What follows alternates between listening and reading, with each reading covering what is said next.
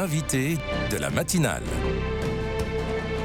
KTO Radio. Et on reçoit ce matin l'archevêque de Dijon dans l'invité de la matinale, Monseigneur Antoine Hérouard depuis Lourdes. Bonjour Monseigneur. Bonjour.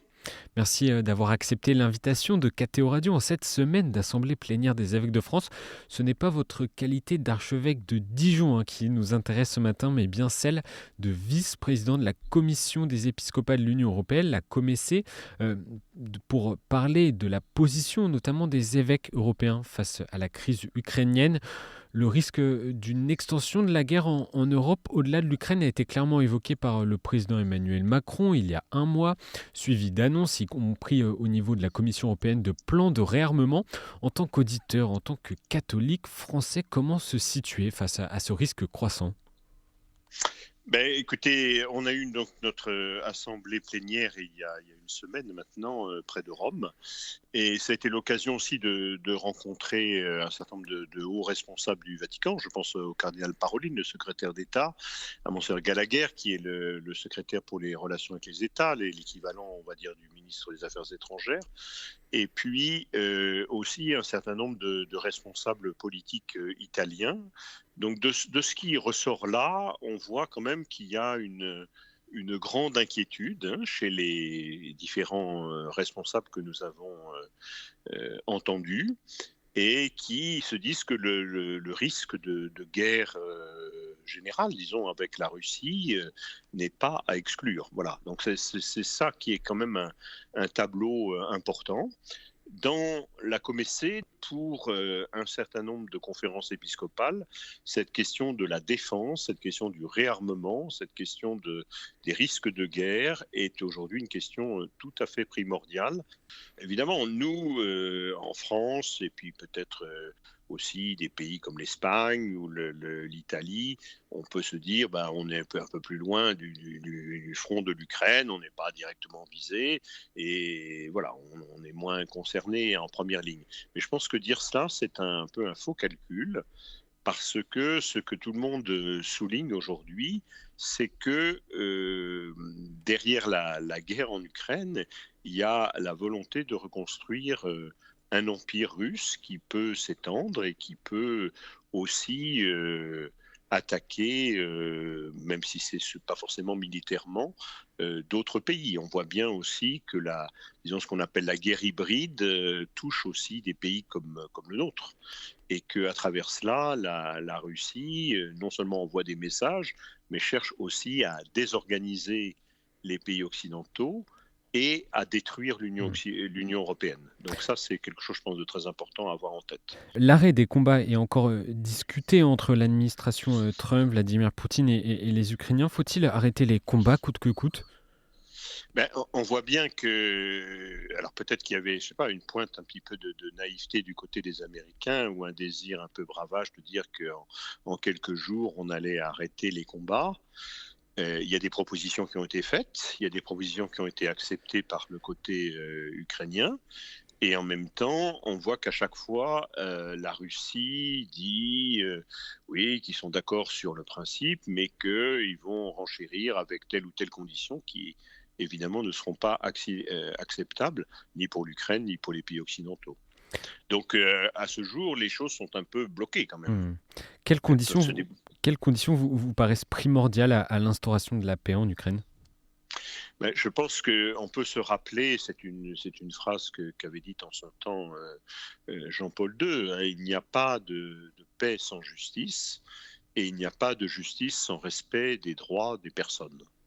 Et donc, c'est ça qui doit pouvoir être l'objet. Donc, il ne s'agit pas d'être belliciste, il ne s'agit pas de vouloir attaquer qui que ce soit.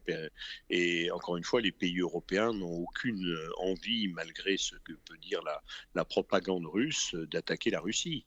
C'est un peu on en est à retourner finalement les responsabilités et à dire que cette guerre en Ukraine, c'est la faute des pays pays occidentaux et la faute de l'Ukraine qui aurait malmené la Russie. Non, il y a un pays agresseur, il y a un pays agressé. Et il faut le dire assez clairement. Mais justement, le président ukrainien Volodymyr Zelensky a été accusé par Donald Trump d'être un dictateur sans élection. La Russie parle d'éradication du nazisme pour légitimer son agression. Comment faire valoir la justice quand certaines vérités sont ainsi inversées? Eh ben voilà, donc je pense que c'est aussi ne pas accepter ce narratif-là. Parce qu'on voit bien que les accusations que Donald Trump a prononcées à l'encontre du président ukrainien étaient simplement une pure reprise de la propagande russe. C'est ce que disent les Russes depuis le départ. C'est pas vrai. Le président Zelensky a été élu tout à fait démocratiquement. Alors, ce qui est vrai, c'est que son mandat est arrivé à échéance, mais que dans un pays en guerre avec une partie occupée, je ne vois pas comment on peut un scrutin à l'heure actuelle. Donc, ce qui a été l'engagement des autorités ukrainiennes sur cette question, c'est de dire le jour où il y aura un vrai cessez-le-feu qui tiendra, on se donnera un délai d'à peu près 6 mois pour réorganiser les choses et faire que les partis politiques puissent porter campagne. Après, c'est quand même un petit peu je trouve un peu étonnant de voir que c'est la Russie de M. Poutine qui essaie de donner des leçons de démocratie. On ne peut pas dire que ce pays soit vraiment démocratique. Sur l'aspect des armes, maintenant, Monseigneur Hérouard, vous l'avez dit, l'ensemble des évêques européens de la Comessée se sont rassemblés la semaine dernière en banlieue de Rome. Quelle est la position de votre commission sur les annonces de réarmement des pays européens ? Alors, c'est sûr que, par définition, l'Église ne cherche pas à promouvoir le commerce des armes et le développement des armes. Ça, je veux dire, comme position de principe, tout le monde peut le comprendre. Une fois ceci posé, eh bien, on reconnaît aussi le droit à se défendre contre un agresseur. Et donc, devant cette perspective-là, il n'est pas absurde de dire aussi qu'un certain nombre de pays doivent agir davantage pour se protéger. Alors là-dessus, il y a la question aussi de l'armement américain sur lequel nombre de pays européens se sont appuyés pendant des décennies. Et aujourd'hui, le gouvernement américain et M. Trump disent qu'il faut que chacun paye sa part. Donc, ceci n'est pas complètement absurde. On est dans une part, on va dire, de rattrapage. Mais ce que nous avons voulu aussi souligner, et dans la déclaration finale, ça ressort très clairement, c'est que la course aux armements n'est pas un but en soi, et que ça ne doit pas non plus occulter d'autres perspectives qui sont très importantes dans l'équilibre mondial et qui sont la solidarité nécessaire avec les pays les plus pauvres, l'aide au développement, etc. Donc tout cela doit aussi pouvoir se poursuivre, contrairement à ce que semblent indiquer les décisions du gouvernement américain. Et on rappelle aussi que le pape François, dans cette année du jubilé, a rappelé aussi que même si on mettait en jeu une part extrêmement modeste des dépenses qui ont trait à l'armement pour la lutte contre la faim dans le monde, sans doute on arriverait à des résultats tout à fait importants. Voilà. Il a dit, le pape François d'ailleurs, dans une lettre qu'il a donnée à un journal italien, un grand quotidien italien, le 18 mars dernier, alors qu'il était encore hospitalisé. C'était une lettre qui était nommée « Désarmons la terre », dans laquelle il clame, je cite, « le devoir de désarmer les mots pour désarmer les esprits. Il y a un grand besoin de réflexion », appuie-t-il. Comment comprendre ces mots ? On voit bien que le pape cherche à créer et à conduire des conditions de paix. C'est sûr que l'escalade verbale ne permet pas non plus, conduit en général à d'autres escalades. Donc c'est ça dont il veut souligner le danger.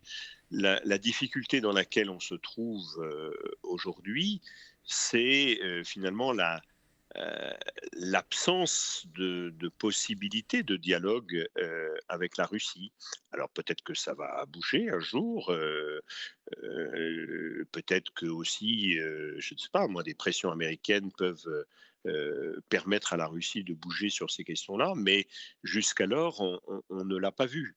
Hein. Et donc là-dessus, ben, même si on peut donner des gages de bonne volonté, même si on peut se dire que ben, on peut comprendre aussi le besoin de la Russie d'être sécurisée dans ses propres frontières, même si on peut comprendre que la Russie ne souhaite pas non plus qu'il y ait un bloc hostile qui se présente face à elle. Mais une fois qu'on a dit ça, comment est-ce qu'on peut, pour pouvoir négocier, il faut être deux, et pour l'instant, ben, malheureusement, ça n'est pas encore le cas. Vous citiez Saint Jean-Paul II, pas de paix sans justice. On peut dire aussi qui veut la paix prépare la guerre. C'est un adage qu'on peut entendre. Que répondre à cette phrase? Alors bon, ça dépend ce qu'on veut dire par prépare la guerre. Vous savez que dans les grandes traditions de ce qu'on a appelé la guerre juste, c'est pas la guerre qui est juste en elle-même, mais c'est de dire que quand on est acculé dans un conflit armé, il y a aussi des conditions à respecter d'humanité dans l'exercice même de la guerre. Par exemple, ne pas bombarder des populations civiles distinctement, etc., des choses comme ça. Et puis sur les conditions même de déclenchement d'un conflit, en rappelant qu'une guerre ne peut être légitime que si elle est défensive et non pas pour attaquer ou pour obtenir un territoire plus grand ou un certain nombre de conditions de ce type-là. Il y a une proportionnalité finalement des moyens qui sont mis en œuvre, en rappelant que ben, le recours à la force armée, quelque part, est toujours un échec du dialogue, de la diplomatie, de l'échange, d'essayer de trouver des solutions raisonnables. Mais ce qui est vrai, c'est que la force armée peut être aussi un élément dissuasif important qui peut aussi permettre d'éviter de rentrer dans un conflit armé. Une dernière question rapidement, monseigneur Antoine Héroard. Nous sommes en période de carême, dans une année jubilaire marquée par l'espérance. Quand il n'y a plus d'espoir, il reste encore de l'espérance. Mais ici, de l'espoir, est-ce qu'il en reste? Quelle lueur d'espoir voyez-vous dans la situation que l'on traverse en ce moment? Alors, je pense qu'il faut toujours penser qu'il y a aussi la conscience hein, des personnes en responsabilité, de ceux qui ont à prendre des décisions, et qu'il y a des choses qui peuvent bouger, qui peuvent évoluer. C'est vrai du côté des États-Unis, et on le voit quelquefois. Vous le Voilà. disiez, oui. Et ça peut l'être aussi, même si pour l'instant on n'en a pas de signe, du côté de la Russie. Et par contre, sur la question de l'espérance, et ceci nous a été aussi très fortement redit par le cardinal Parolin, bien, l'Église et les chrétiens ont apporté cette espérance, et à dire aussi que cette situation très difficile, dramatique à bien des égards et qui cause tant de souffrance, doit pouvoir être portée dans la prière et l'espérance des chrétiens, pour que nous fassions tout ce qui est en notre pouvoir, dans nos possibilités, pour que le conflit armé général soit évité. Merci, monseigneur Antoine Héroard, d'avoir répondu à nos questions ce matin. Je rappelle que vous êtes le vice-président de la Commission des épiscopats et de l'Union européenne. Bonne semaine à Lourdes. Merci, bonne journée.